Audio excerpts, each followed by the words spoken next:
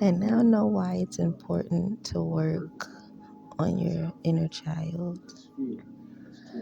It's important because it's your inner self.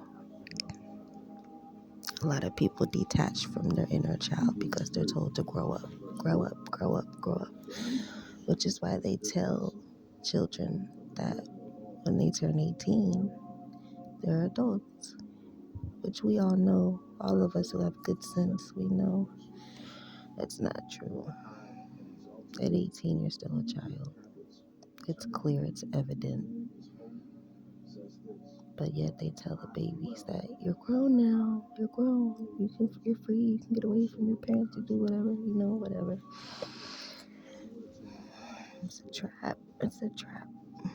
And it's really a trap if you come from a disabled, I'm not going to use that word, sorry, just troubled. It's worse when you come from a troubled childhood. That 18 just like sounds so good. And I'm speaking from experience. Um, I noticed that they sell that dream more to children who have been through a troubled childhood versus a child who had a good upbringing. You don't really hear, oh, it's 18, you have to get out, when it's a good home. But when it's a troubled home, you can't wait to leave. Still speaking from experience. And I'm just sitting here and I'm thinking and I'm listening and getting different downloads. And I realize I'm like, I think a lot of people are angry because they're detached from their inner child, and vice versa. The inner child is angry because you are detached from the inner child. Um, like I said in the beginning, your inner child is your inner self. It's really who you are, which is why childhood is so important. It's more important than people think. Raising a child in their first 5 years or just in their childhood period, there's just way more to it than discipline and rules. Like, it's way more to it. You have to instill things inside of a child because when they grow up, those things that you have instilled inside of that child will be that adult. And they will carry those things on and on and on, which is why it's important for you to work on your inner child. It's important if you have children to instill a good, stable inner child inside of your child. I'm still speaking from experience.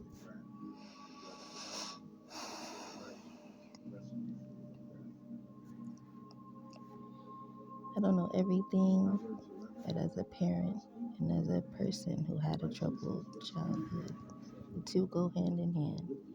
Childhood, parenthood, it goes hand in hand. But as I'm learning things to be a better parent for my children, I'm learning things that I know a lot of parents aren't aware because it wasn't taught. It wasn't taught. So now I'm realizing that my generation, which is basically 80s to 90 babies, even though I'm a full-fledged 90 babies, 91, I'm learning that my generation, like, we weren't taught. We know, what is it, the old school way? Well, the old school way is the wrong way. Okay, so I don't care if any old heads are listening. The old way is the wrong way. Okay, I was just listening to a clip of Dick Gregory. He was talking about the passage, spare the rod, spoil the child, and how people misinterpret that. Yeah, that's why I say that the old school way is the wrong way, because that right there, that thinking, that spare the rod, spoil the child thinking, the way most people interpret it, yeah, that's why so many people feel like, are grown now and feel like I was abused when I was a child. Yeah, because people were living by that and they didn't even know what it means. So that's another story for another time, because that gets deeper. And those of you who are listening, probably with a good sense, probably know where I'm going with that. So yeah. But yeah.